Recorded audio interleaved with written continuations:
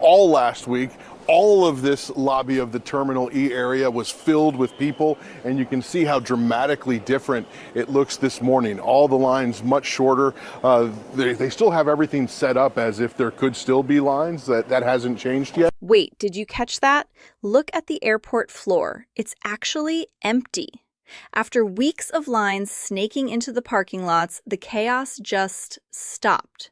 This is the moment everything changed for American travelers, and nobody is talking about how it actually happened. When he said there are no direct talks, this is what the president had said on board Air Force One.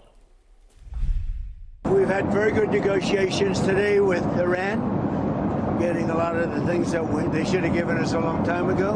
I do see a deal in Iran, yeah. Mr. President. Could be soon, too. Well, they're agreeing with us on the plan. I mean, we asked for 15 things, and for the most part, we're going to be asking for a couple of other things. So compare that to what he told the Financial Times in a... Okay, look at the atmosphere on Air Force One here. You can tell the energy is completely different from the usual scripted press conferences. Trump is basically running the show from the sky, and you can see the focus is entirely on the leverage they're building. Did you see the way he mentioned the 15 points? That's not just talk. That's a tactical squeeze. Most people miss the body language in these clips.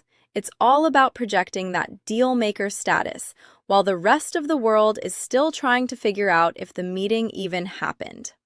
It's wild because while the headlines are screaming about a crash out, the actual footage from the plane shows a team that's already 3 steps ahead. You've got to wonder what's happening behind the scenes that isn't making it to the 6 o'clock news. This is how high-stakes diplomacy looks when the gloves are off, and it's honestly fascinating to watch the shift in tone from the typical D.C. noise. Likely have to be there, quote, for a while.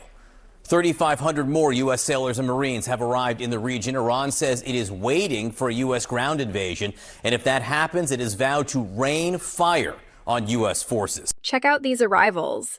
This isn't just a routine deployment. Look at the scale of the hardware and the speed of the transition. We're talking 3,500 sailors and Marines hitting the region all at once. This is the visual proof of the leverage the experts keep talking about. When you see the boots actually hitting the ground and the ships moving into position, the political talk starts to take a back seat to the reality of the situation.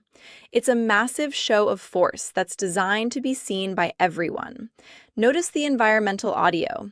That's the sound of a logistics machine running at full tilt.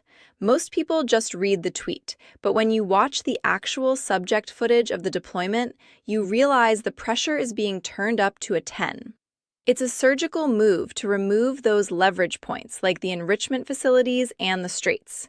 This is the part of the story that actually changes the math on the ground. News to talk about. We can confirm that at least some TSA agents have started getting paid as of this morning. Our team down at Atlanta Airport just talked to a handful of those agents there. They confirmed they did get a paycheck today, though one agent did say his was about 30 hours short of what he had worked. But looking at the bigger picture here, as these airports start trying to get back on track, Border Czar Tom Homan says ICE agents will be staying at those airports until things are running smoothly again. If less TSA agents come back, that means we'll keep more. Look at the TSA lanes in Atlanta. This was filmed right after the executive order hit.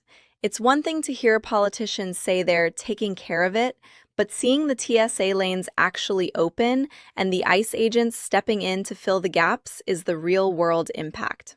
You can almost feel the collective sigh of relief from the travelers.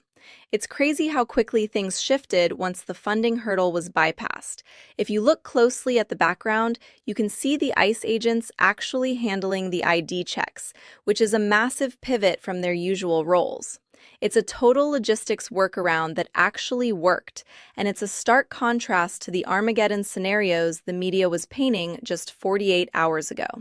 This is the surgical solution that actually kept the country moving when the system was supposed to break. The average IRS tax refund is up nearly 11% compared to last year. You may have already learned this. Data show individual filers are getting back just over $3,500. The higher refunds are because of changes that Congress made with the One Big Beautiful Bill Act last year. The changes include a larger standard deduction, the elimination of taxes on tips and overtime, and more deductions for senior citizens. All right, look at these numbers. An 11% jump in tax refunds isn't just a statistical fluke. That's real money hitting people's bank accounts. When you see the breakdown of the one big beautiful bill results, you start to see why the ground level sentiment is shifting. Look at the data on the screen. No tax on tips, no tax on overtime, and better deductions for seniors. That's a triple threat for the average worker. It's the kind of detail that gets buried in the political fighting, but when you're looking at an extra $3,500 on average, that's life-changing for families living paycheck to paycheck. You can see how the withholdings are being adjusted for 2026 too, which basically acts like an automatic pay raise. It's a strategic economic move that's playing out in real time. And while the commentators are arguing about tariffs, the actual subject data is showing a very different picture for the average filer's wallet. This story is moving fast. If you want the raw truth without the host commentary, make sure to follow for the next breakdown.